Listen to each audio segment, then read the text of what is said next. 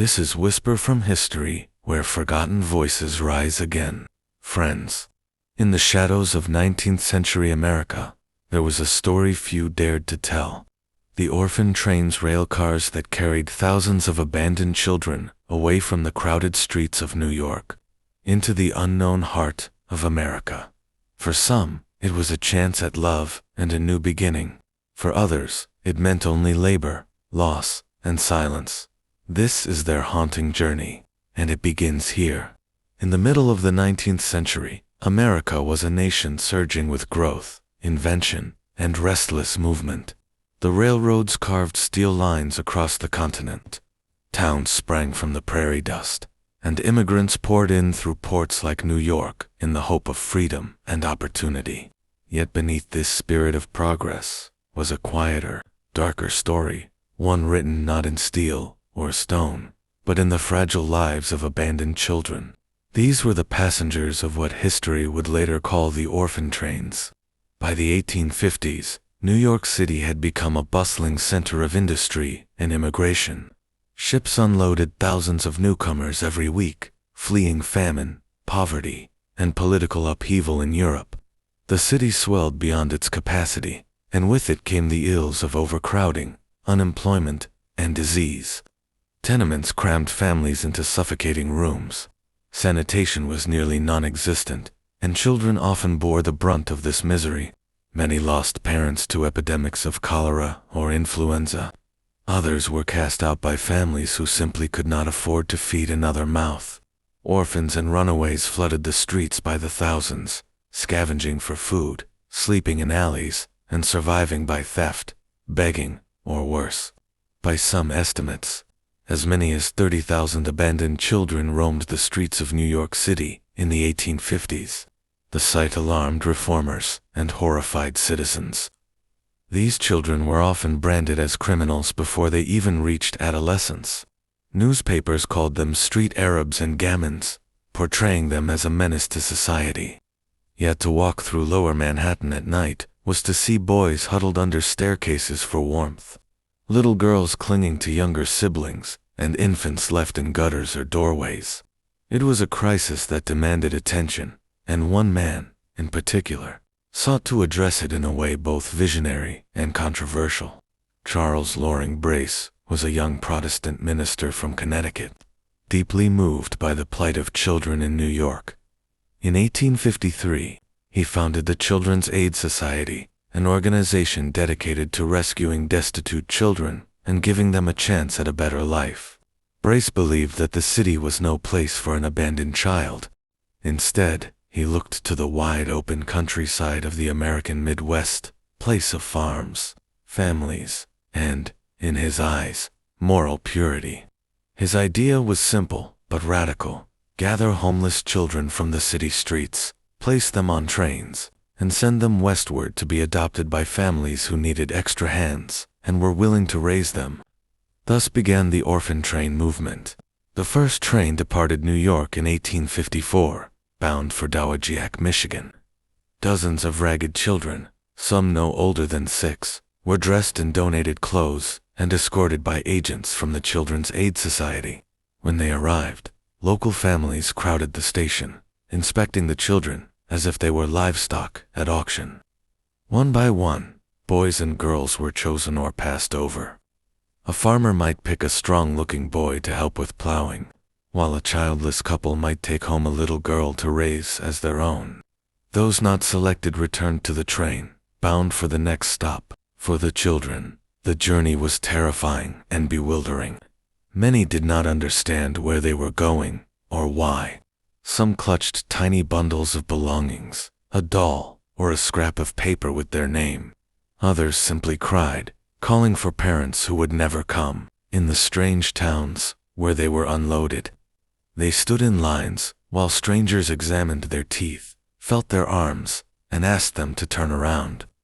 For some, this moment marked the beginning of a new life filled with love, education, and opportunity. For others, it was the start of hardship, neglect, or even abuse. The orphan train system operated for nearly 75 years, from 1854 until 1929. In that time, More than 200,000 children were sent westward, making it the largest mass relocation of children in American history. The sheer scale is staggering. Trains rolled out of New York, Boston, and other cities, carrying little passengers to states such as Ohio, Iowa, Nebraska, and Kansas. The countryside, seen by reformers as a moral sanctuary, became the destination for an entire generation of urban castaways. Supporters hailed the program as a triumph of Christian charity. Newspapers published glowing stories of ragged boys transformed into respectable farmhands, of waifs turned into dutiful daughters. For many families struggling to cultivate the frontier, the arrival of an extra pair of hands was a blessing. And indeed, countless children were taken in by kind, loving families who raised them as their own, providing food, shelter, and schooling that would have been unimaginable in the slums of New York. Yet behind the optimism lay troubling realities. Children were not always adopted for love. In many cases, they were seen as cheap labor, little more than farmhands or domestic servants. Some were treated with kindness, others with indifference, and some with cruelty. Records tell of children beaten, overworked, or cast out when they grew older and less useful. Oversight was minimal. The Children's Aid Society and similar organizations could not monitor every household spread across thousands of miles.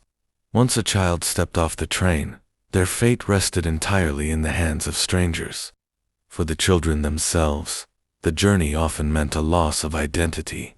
Many never knew their true last names or birth families. Siblings were frequently separated, with one brother sent to Iowa while a sister went to Kansas. Some clung to the hope of reuniting, but for most, it never happened.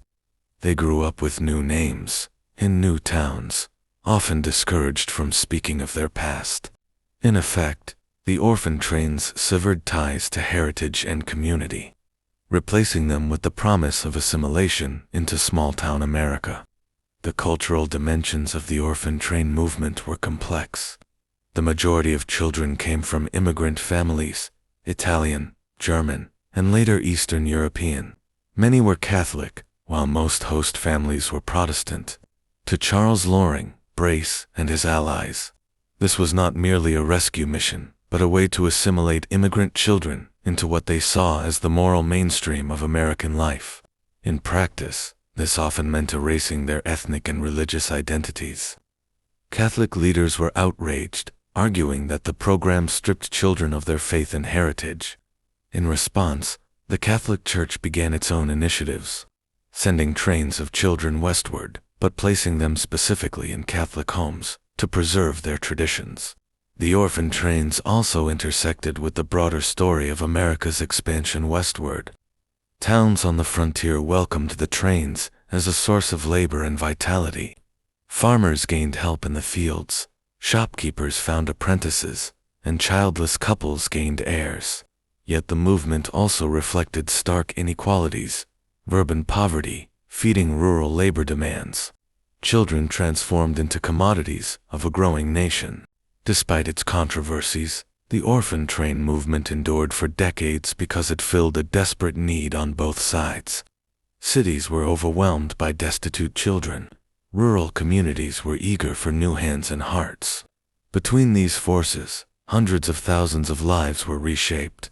Some former riders rose to positions of prominence: governors, lawyers, teachers, and businessmen. Others carried lifelong scars from neglect or abuse.